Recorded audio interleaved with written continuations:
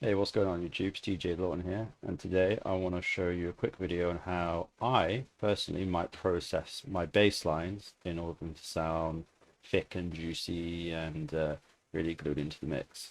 So I've got three channels here. I've got a side chain channel, which is just sending a muted note, and we'll use this to duck the bass line at a later point.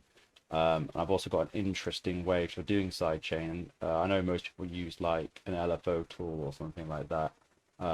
I use actually a compressor from Ableton 8, which I'll show you how it works, and it has quite an interesting model that makes it pump really well. Then I got some drums, and then I've got a bass line just playing sustained notes. I've got Diva making the sound, and it's just a triple VCO. Just dialed in some settings here, a bit of feedback and the cutoff down, and then everything else is basically just maximum sustain, no resonance or FM or anything like that. So let's have a quick listen to the loop.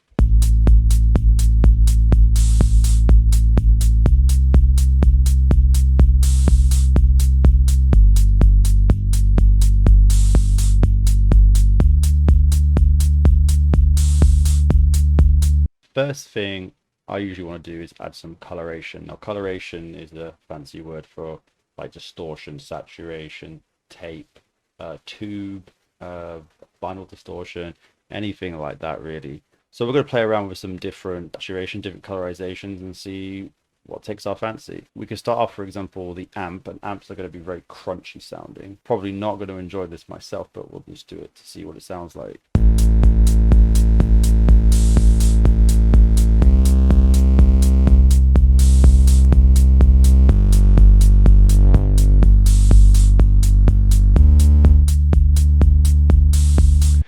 If I was to add this, I'd be like 8% at most because it just adds so much fuzz. Let's try a different model.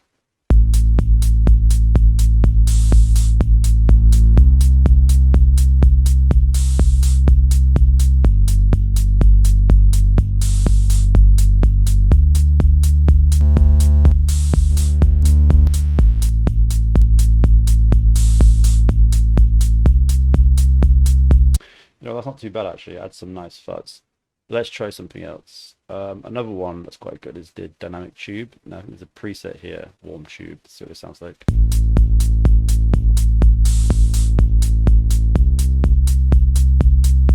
And a really good way to A/B these different tools to see how they sound without turning them on and off individually is creating a group and then creating different chains for them. So we could call this one amp, and then we call this one tube, and then we can just turn all these all off, and then we can just solo them one by one. Make sure these are turned on, of course, and then see what they sound like just by clicking solo very quickly.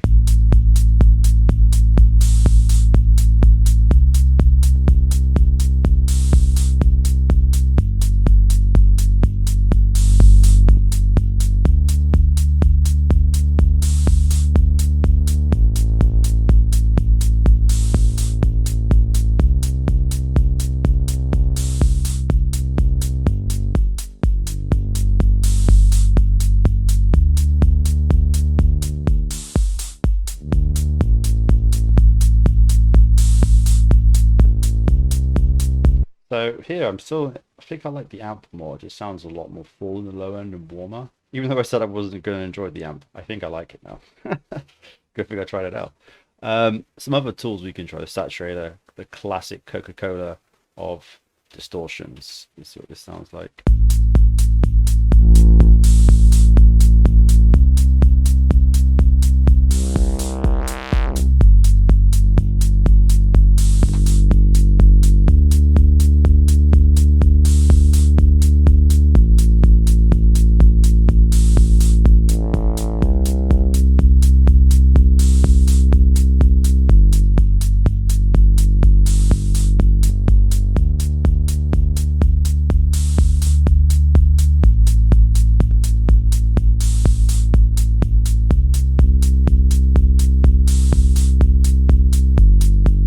So the saturator's doing a great job of adding some upper harmonics there. Sounds a lot more in the low mids. What I'm thinking now is we could actually combine these to get the best of both. So for example, we could turn this off for now, grab an amp, and then maybe grab a saturator after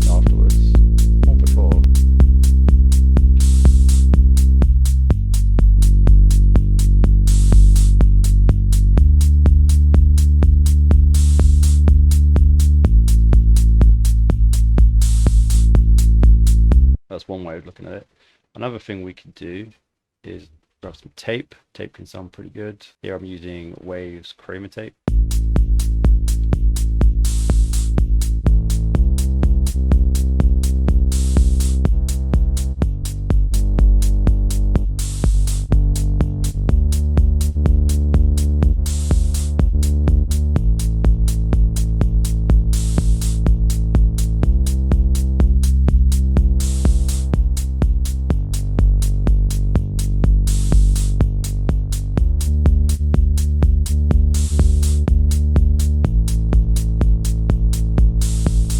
Let's have a look and see how these other ones sound.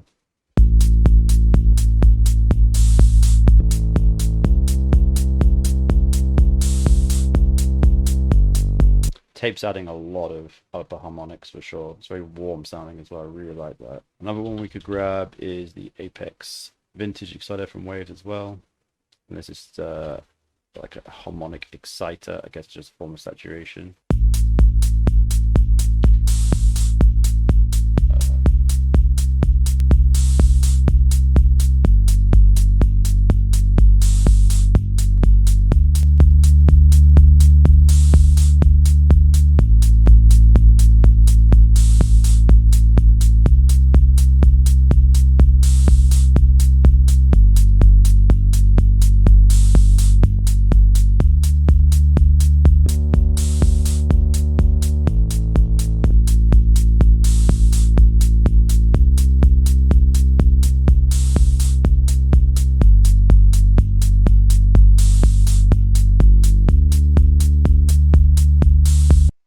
Do you know what? Out of these 5 here, I think the saturator is my favorite. Just the good old Ableton saturator here. It just seems to be adding a lot of that extra harmonics. Yeah, I think I'm going to go with this one. And then on top of that, I might chuck the exciter on as well.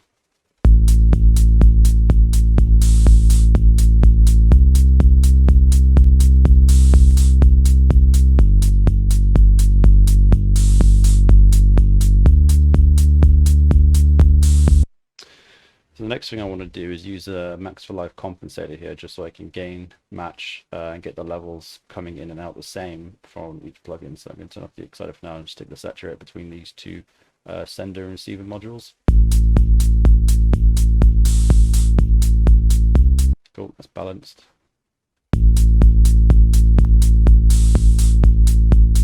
This is a bit loud, just turning down.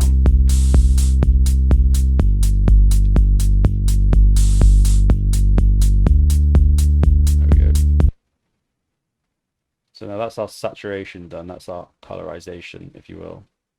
Listen to it on and off.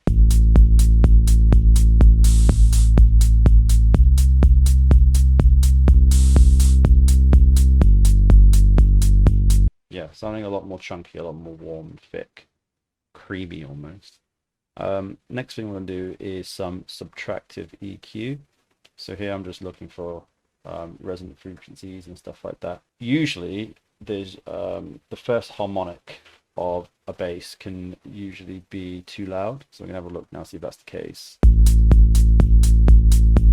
So here's the fundamental, which is the first harmonic being generated by the synthesizer, and then here's the it's technically the first harmonic, but it's called harmonic, it's called the fundamental, and this is the first harmonic, which is technically the second harmonic, interestingly enough. And yeah, it looks like you do want this kind of curve going down. This looks good, so I'm not too fussed about that.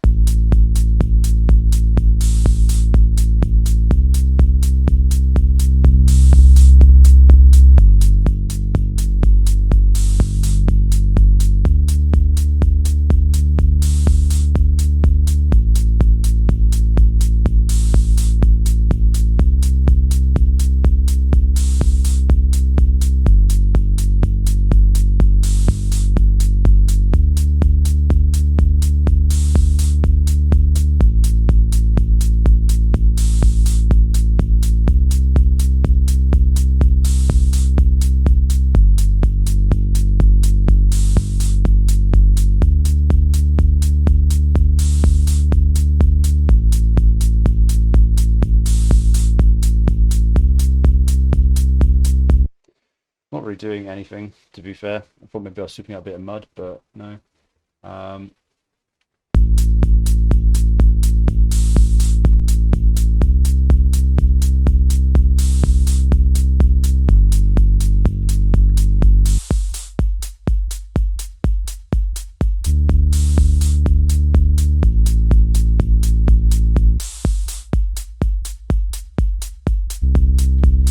and then I'm just scooping up the very lows just to control the energy when we go into the compressor in a sec, which I didn't think there was much there anyway, but it's just for like a safety net, if you will. Now, another form of subtractive EQ I like to do is to grab a Pultec. And on the Pultec, it has these really cool ways of attenuating. So this is kind of like a high cut or a low pass filter, but it's done in a analog emulated way. And I really like the way it sort of takes away that digital crunchiness on the top end. Let's see if you can hear it.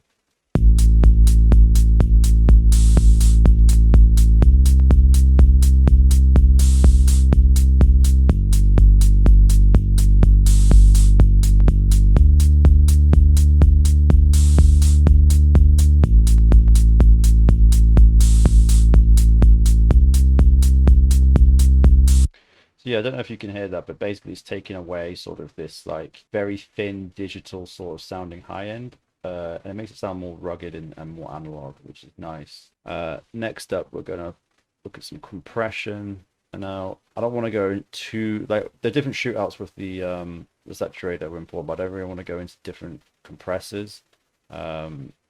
Not in this video at least. If you do want to see a video on like all the different types of compressors and where they should and shouldn't be used, they can go into that. But for this kind of baseline, I think I'm going to go with a 2A and then a CLA 2A from Waves, and then we're going to see what we can do with this.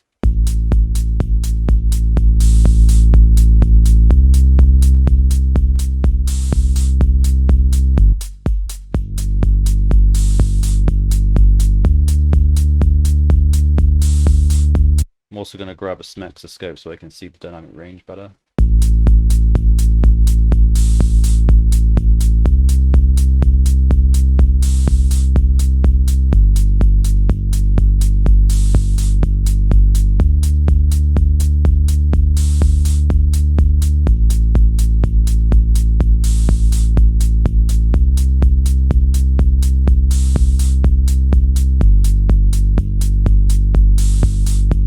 Okay, so what I'm looking for is I'm looking for these changes in volume. You see where it like goes either quieter or louder, gets the waveform gets bigger or smaller.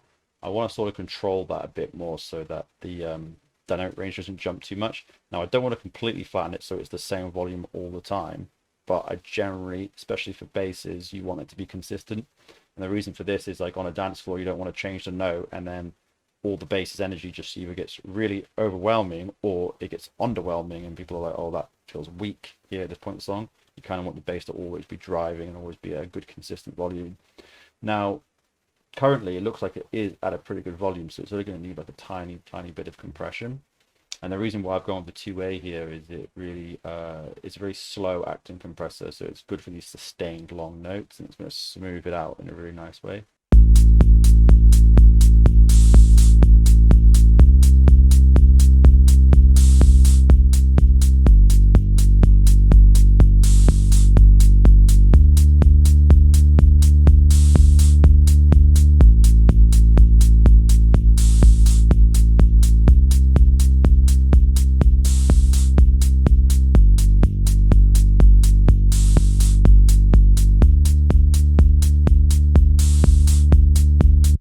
Now I'm going to chuck it into the compensator just to get the volume output the same as the input. So we get a bit more volume out of it and like another decibel.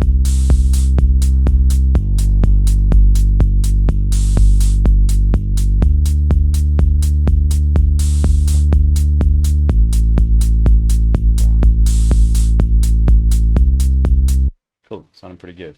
Next up, we want to do maybe some additive EQ. So I'm going to grab the SSL EQ mono because the signal's currently mono.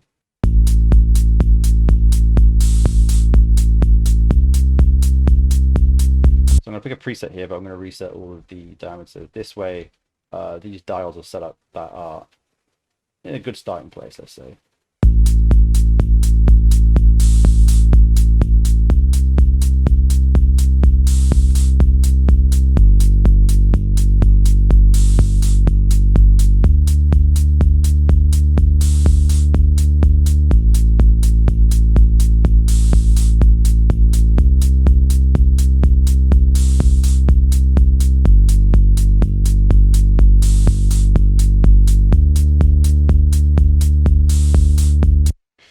Another thing we could use instead of this is the classic R bass, which I'm pretty sure some of you have seen before.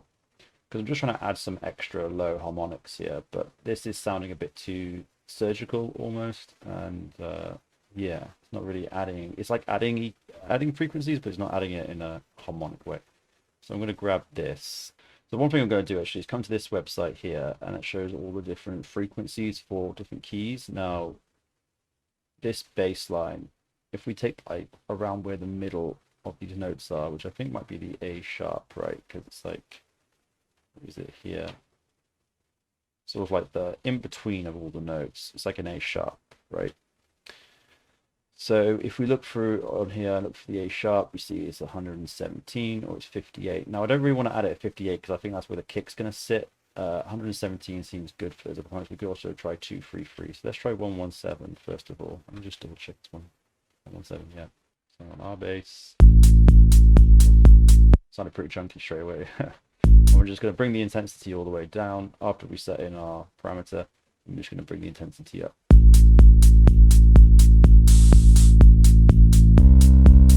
Can add a lot of harmonics straight away.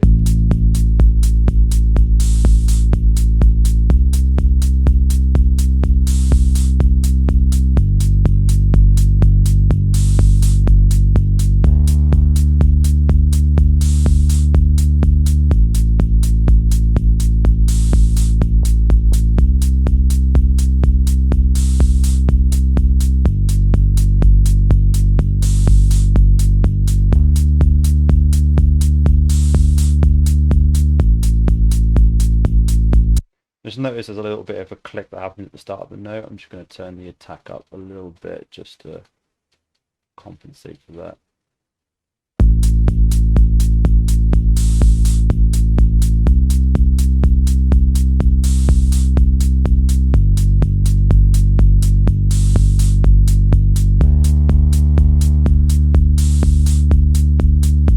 It's really crunchy on that high note.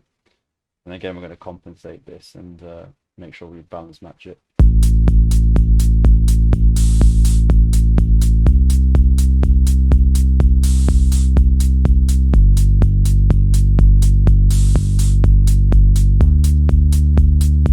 Seems to be fun already. Cool. So now we want to think about spatial effects, things like stereo width, if we want it. Reverb if we want it, delay if we want it. Usually a lot of this stuff you don't want to put on bass, but sometimes you get a bit of flavor. So I've got a plugin I've already put into a rack, and this does all my stereo width for me.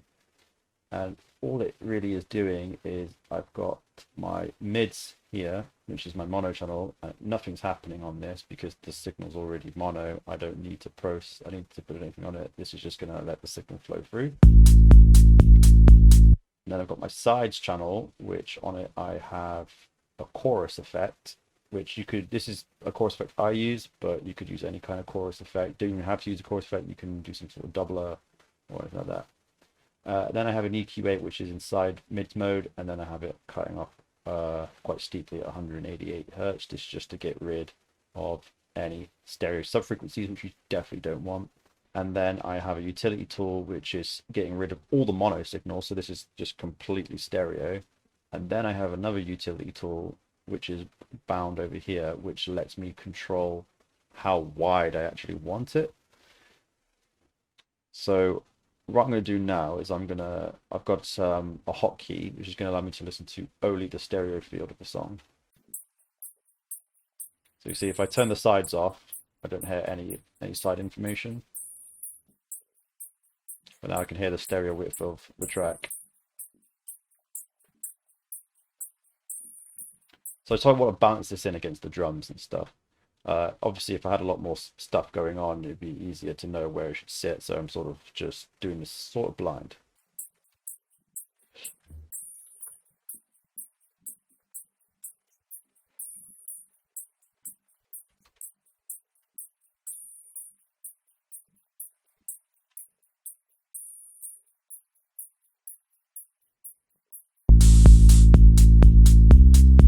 That's thick.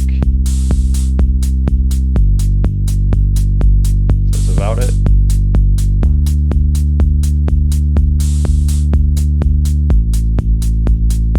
Awesome. So now I'm going to try some reverb. This might not stay on. I've got Valhalla. I think Valhalla Room might be pretty good for this. And one thing I'm going to do actually is I'm going to put it in a group and call it reverb, and this one will be the dry signal, and this one will be the wet signal, and this one will be on 100% wet. So this way I can control the reverb, which after this I definitely want to be able to do. I don't want the reverb to bleed anywhere. I want it to be very controlled. I want to be able to like do things afterwards, like compress it maybe, or darken it and stuff like that. Keep it sidechain it back to itself, stuff like that, just so I can control it more, because I really don't want the reverb to be too crazy for a bass line.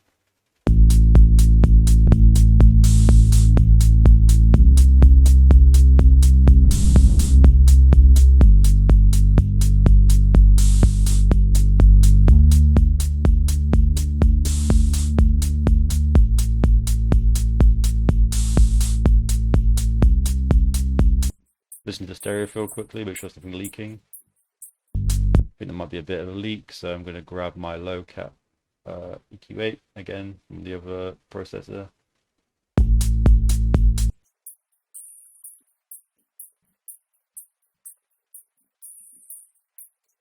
Just give it a little bit of an idea. This probably might not stick, but I'm going to try and pitch the reverb up an octave using this pitch shift tool.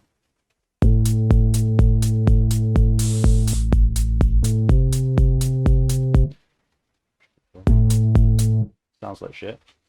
Don't worry. Sometimes it's good to experiment and just see like what would it sound like if I pitched the reverb up an octave, but it sounded awful.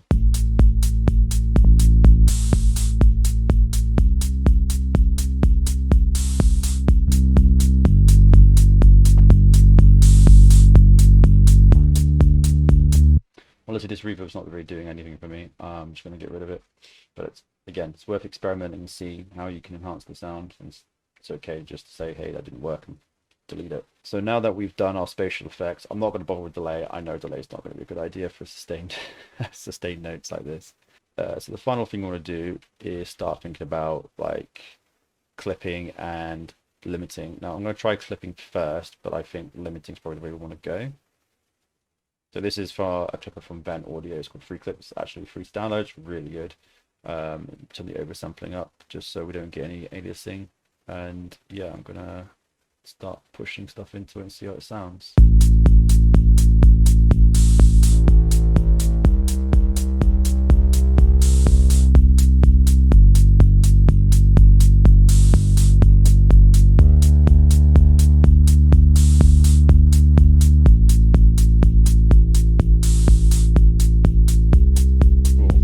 Quite like that on the cubic setting. Gives it more of a harmonic overtone. Quite nice.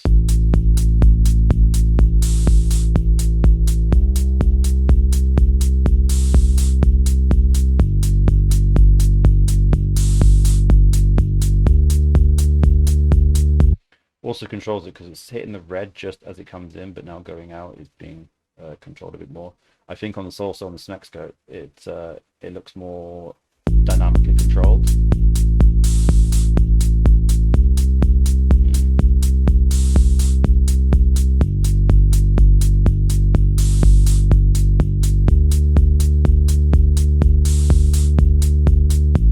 Cool, I like that, looks good. Now I'm going to do just a tiny bit of limiting. Probably don't even need this now that we've clipped it, but I'm going to stick on anyway. So I'm just going to bring both the threshold and the ceiling down until I see some attenuation. There it is.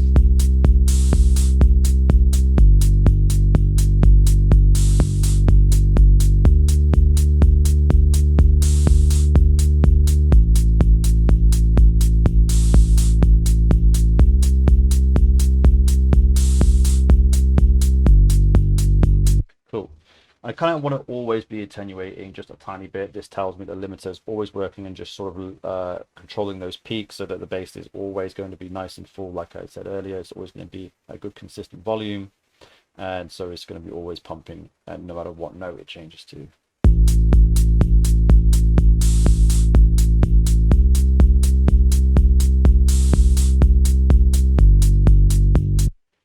Cool. And then the final thing I like to do is sidechain, of course, the one thing we've all been waiting for.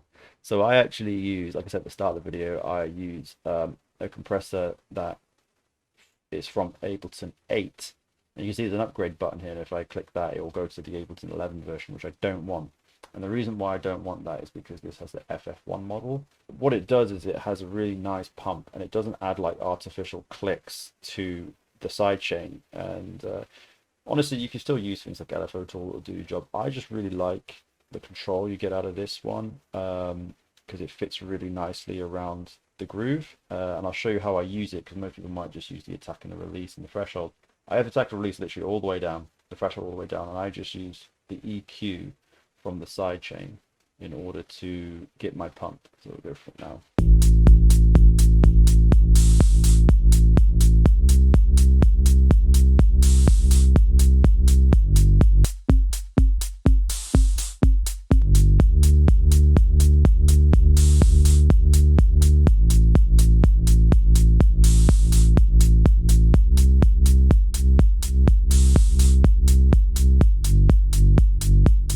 So we could go for a short sort of pump, or we could go for like a long pump. I think both sound good. Let's experiment with this and find like a sweet spot for it. So obviously this is a bit too long. It's like we're losing all volume. That's probably as long as I'm willing to go. That's quite long, but it sounds good.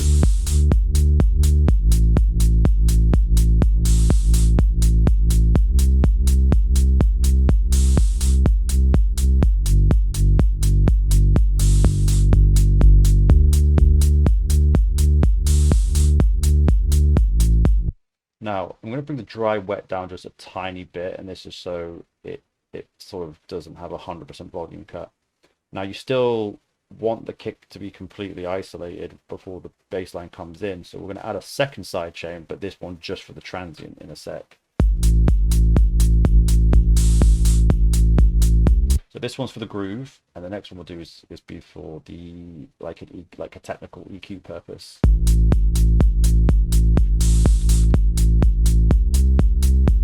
I'm going to duplicate this now because I'm 100%, and I'm just going to back this off. But here I just want the bass line to get out of the way for the kick. But the first one is specifically just for the groove to get that pumping feeling.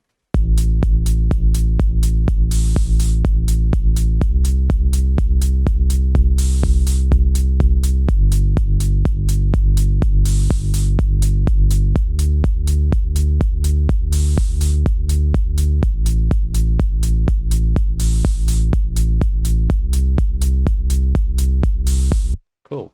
And that's how I would pretty much process my bass lines. So let's have a listen to what we've done. Let's put it all into a group and let's listen to it without.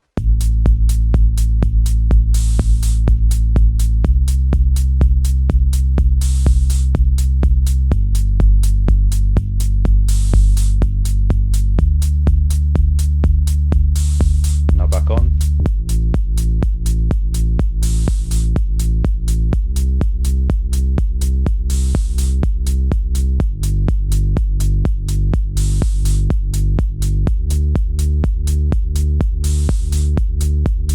Okay, great. So it's been a longer video than usual, but I feel like that is pretty much all the steps you want to take in order to really get your bass line to sound as good as you can. There might be more steps to take here. You might take less steps, like depending on like if you're using a synthesizer or a sample, you might need less stuff. Sometimes you might actually have like 2 compressors on the go. Sometimes you might have several EQs like I've got here. Sometimes you might need no saturation. Sometimes you might have 5 different saturations, all trying to add different layers and textures to it. Like one thing you could do, like when we try to put an octave up on the reverb, you can parallel process with saturation and then shift that saturation up. That's really good if you've got super low subs and you want to add a bit of like just hair onto it in the high end or the mid highs. It's a good way. You can saturate the living shit out of it and shift it up an octave and then just mix it in really quietly, and it adds a bit of fuzz. It's quite nice. So yeah, that is my bassline production tutorial. I hope you've enjoyed it. Please like and subscribe and leave a comment. Let me know if this is helpful. and I'll see you tomorrow. Thanks a lot. Cheers.